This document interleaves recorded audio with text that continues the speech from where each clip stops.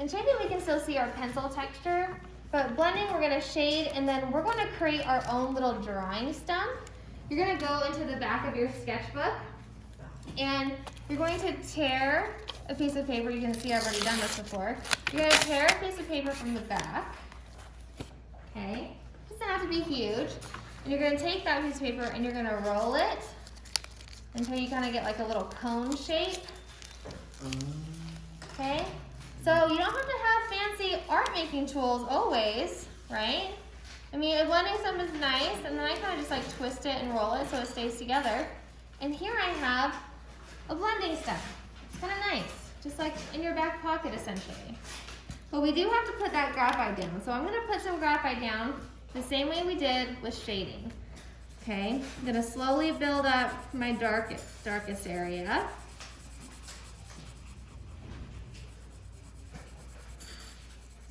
Okay, and I'm gonna do it kind of quickly so y'all can do this on your own. I'm gonna show you cross hatching, and then I'm gonna give you time to work, okay?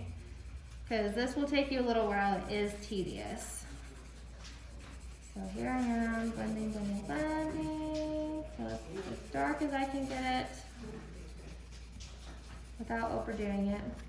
I'm gonna take my blending stump, and I'm just gonna, again, in slow circular motions, I'm gonna start blending it. And you're gonna see that it's going to soften it. It's gonna make it softer. And the blending stump is actually gonna pick up some of that value. So when you want to get over to your lightest area, maybe like this mid-tone here, you can lay that down and smooth it out. See how I'm doing that?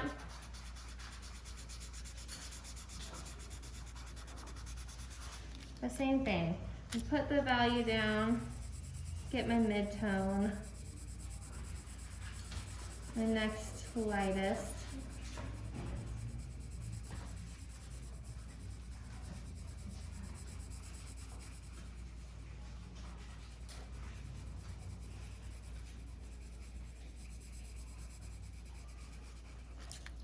And then I will use my blending stump. I like this one better. Don't want to make it too pointy. And I'm just going to blend it. You can use your finger or you can use a piece of tissue. I kind of like the paper because it kind of keeps things nice and tidy. We can keep it very specifically in a location instead of just letting it go everywhere. I've done that.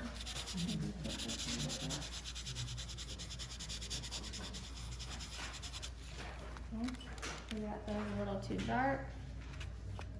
So now that you have your first scale done, you can kind of match it up, right? You can say, okay, I know these need to be about the same. So that's how you do blending. I want everyone to pause. I'm going to sharpen my pencil. I want everyone's eyes up here so you can see cross-hatching, and then I'm going to let you work. Okay, let me see those beautiful eyes. Oh, gorgeous, gorgeous. Waiting on a couple more eyes. Okay, cross-hatching is shading with lines, okay? There's no coloring in. What you're gonna do is you're gonna start with some vertical lines and then horizontal lines, and then you're gonna crisscross them. And the more lines you put down, the closer they are together, the more you repeat it, the darker an area becomes, okay?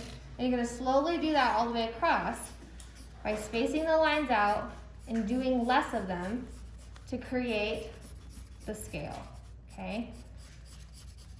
And I've done this a couple of times, so I can do it pretty quick. You can also do this with stippling. You have an ink pen and you're like, oh gosh. Or you don't want to waste all the ink in your pen. So you use an ink pen, and I'll just show you a little section. You can cross-hatch and create value with lines.